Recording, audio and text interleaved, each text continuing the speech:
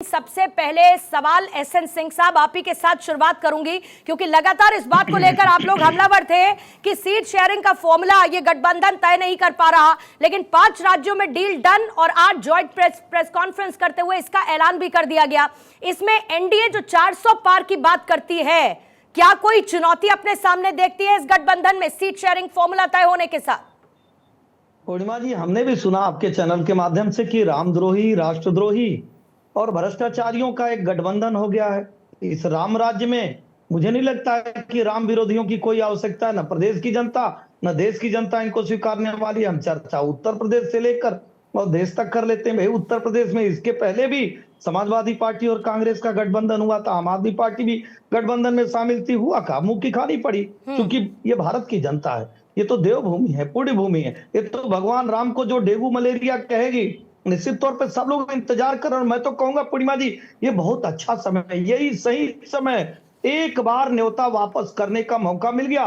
देश की जनता लगे हाथ सबको वापस कर देगी कि जो भगवान राम के भक्तों पर गोली चलाए और जिन्होंने राम पर सवाल उठाया, जो देश के संसाधनों पे एक का अधिकार बताया, जो भारत माता को डायन का, अगर सब लोग एक साथ आते हैं तो देश और प्रदेश की जनता एक साथ उनका हिसाब कर देगी। और हम विश्वास, विकास और प्रयास की राजनीति करते हैं पूर्णिमा जी। भारतीय जनता पार्टी मोदी जी के नेतृत्व में जो कार्य की, वो गारंटी देने का कार्य की। देखिए, आप कहते थे आसमान नीचे आ जाएगा, 370 जब समाप्त होगा, आसमान तो वहीं का वहीं है, 370 भी समाप्त हो गया। 3 तलाक पर कानून आएगा तो बम फूट जाएगा, कोई बम नहीं फूटा। 3 तलाक पर बड़ा अच्छा कानून आ गया। और जहां आप कहते थे परिंदा पर नहीं मार सकता, वहां पैर रखने की जगह नहीं है। आज भारतीय जनता पार्टी के नेतृत्व में, मोदी जी के नेतृत्व में इतना भव्य राम का मंदिर बना, तो मुझे लगता है कि भ्रष्टाचार के गठबंधन से न देश की जनता को कुछ लेना है, न भारतीय जनता पार्टी को कुछ लेना है। जिस तरह से 2014 और 19 में देश की जनता मोदी जी पर विश्वास की, वही विश्वास इस विकास के साथ पुनः 2024 में मोदी जी के नेतृत्व में पूर्ण बहुमत की सरकार बनने जा रही है। क्यों? क्योंकि हमने अंत्योदय की परिकल्पना को पूरा किया। हमने बिना जाति, धर्म, बड़ वर्ग, मत, मजहब देखे, कुछ लोग देश के संसाधनों पे एक का अधिकार बताते थे, हमने गारंटी देकर 4 करोड़ आवास देने का कार्य किया। कोई मत नहीं, कोई मजहब नहीं। हमने किसान सम्मान निधि देने का कार्य किया, हमने गरीबों को दवाई देने का कार्य किया, उसमें कोई धर्म नहीं। इस नाते आज जो हम गारंटी देते हैं उस पर जनता भरोसा करती है। मुझे लगता है ठीक है, आपके विकास की बयान और जनता का विश्वास मोदी के नाम पर आपको लगता है कि कोई फर्क नहीं पड़ेगा, क्लीन स्वीप आप करेंगे और जैसा कि मोदी की गारंटी है वो वैसी ही नजर आएगी। हरिशंकर गुप्ता जी, कांग्रेस के प्रवक्ता, भी इस वक्त हमारे साथ जुड़े हुए हैं। हरिशंकर गुप्ता जी, बहुत बहुत बधाई, 5 स्टेट्स में ऐलान आपने कर दिया, लेकिन जरा थोड़ा सा इसका मैच समझाइए। दिल्ली में कैसे आप लोग छोटे भाई की भूमिका में आ चुके हैं? क्योंकि कांग्रेस, अगर आप दिल्ली के ही नतीजे खुद देखेंगे तो आप लोग किस नंबर पर खड़े थे, और उसके बाद अब जब सीट शेयरिंग की बात आई, ऐसा क्यों लगता है कि आप लोग कॉम्प्रोमाइजिंग सिचुएशन में हैं, और इसके पीछे की वजह क्या है? पूर्णिमा जी, इससे पहले कि मैं आपकी जो सवाल है उसका जवाब दूं, हमारे भाई एसएन सिंह ने जो बात कही है, उनकी एक एक बात के अंदर छल कपट और मक्कारी साफ नजर आ रही है। मोदी जी को राम बना दिया, मैनिफेस्टो राम मंदिर हो गया, भाषा की शुद्धता ले आइए, मैनिफेस्टो इनका राम मंदिर हो गया। झूठ के ऊपर झूठ, मतलब लोगों को ठगने का काम अगर कोई जानता है, मैनिफेस्टो में तो राम मंदिर था ना हरिशंकर गुप्ता जी, मैनिफेस्टो में तो राम मंदिर था, अपने चरित्र से राम मंदिर का निर्माण भी हो गया। आप लोगों ने राम मंदिर में मिलने का निमंत्रण, उसको भी बॉयकॉट कर दिया, तो ये तो इन्होंने किया ना। हमने क्या किया? ये तो इन्होंने किया, वो हमारी समझ है। हमने क्या किया वो हमारी समझ है, तो गुनाह नहीं किया हम लोगों ने। राम मंदिर पे, राम तो दिल हर व्यक्ति के दिल में बसते हैं। बच्चा जब गर्भ में होता है तो भगवान की प्राण प्रतिष्ठा उसी समय हो जाती है। नहीं, मेरा सवाल लेकिन ये था हरिशंकर गुप्ता जी, मेरा सवाल सीधा सीधा था, मेरा सवाल सीधा सीधा था, और उसके बाद आप बीजेपी पर तमाम काउंटर अटैक्स करिएगा, लेकिन पहले मेरे सीधे सवाल का जवाब दे दीजिए। 2019 में कांग्रेस दूसरे नंबर की पार्टी थी, फिर अभी क्या ऐसी मजबूरी, क्या कॉम्प्रोमाइजिंग सिचुएशन रही कि आपने बड़ी पार्टी आम आदमी पार्टी को मान लिया और आप छोटे भाई की भूमिका में आ गए? वजह क्या है, क्या कैलकुलेशन है इसके पीछे की? सर पूर्णिमा जी, कोई मजबूरी नहीं है, एक लक्ष्य है भारतीय जनता पार्टी का के रूप में, जो इस देश के ऊपर विभाजन का खतरा मंडरा रहा है उसको भगाना, उसको दूर करना है। कोई खतरा, गठबंधन तो ये लोग भी कर रहे हैं, जी नीतीश कुमार को अपने पाले में ले गए। कल तक ये कहते थे कि आत्महत्या कर लेंगे, दरवाजे बंद हो चुके हैं, नीतीश कुमार को कहा हम कभी अपने यहाँ एंट्री नहीं देंगे।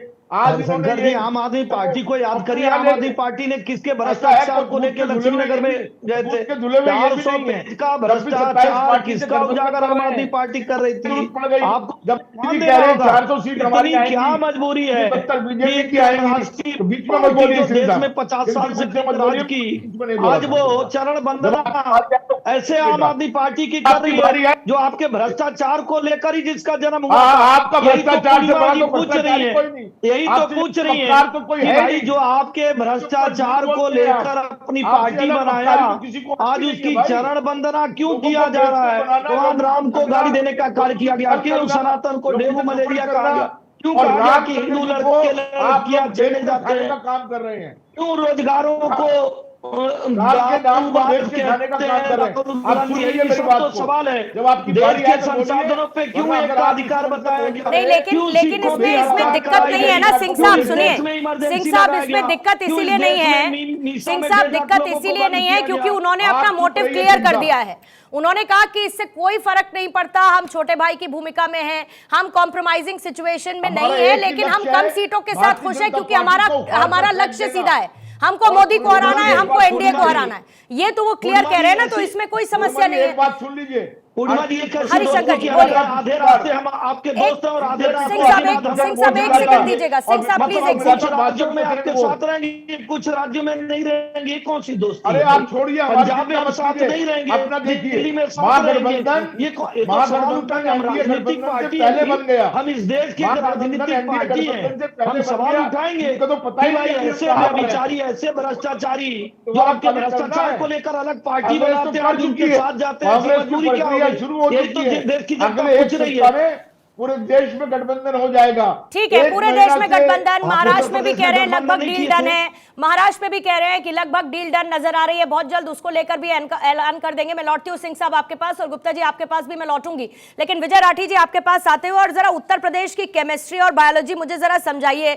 नाना करते करते 17 सीटों पर अखिलेश यादव पहुंच गए, और उसमें भी नाराजगी ऐसी कि भाई आपको कोई सीट फर्रुखाबाद की मिल गई तो सलमान खुर्शीद नाराज हैं, कह रहे हैं जरा बताइए। आप लोग तो कह रहे हैं उनकी तो जमानत भी जब्त हो गई थी, अपना रिकॉर्ड देख लें। ये कंसेंसस 17 सीट तक, मजबूरी कौन सी थी कि जहां पर आप पहले शायद 11 सीट्स की बात कर रहे थे सर, फिर 17 सीट पर ले दे के जैसे तैसे पहुंचे, और उसमें भी कुछ सीटें ऐसी हैं जहां पर कांग्रेस के लिए बड़ा मुश्किल हो जाएगा अपनी सीटें जीतना।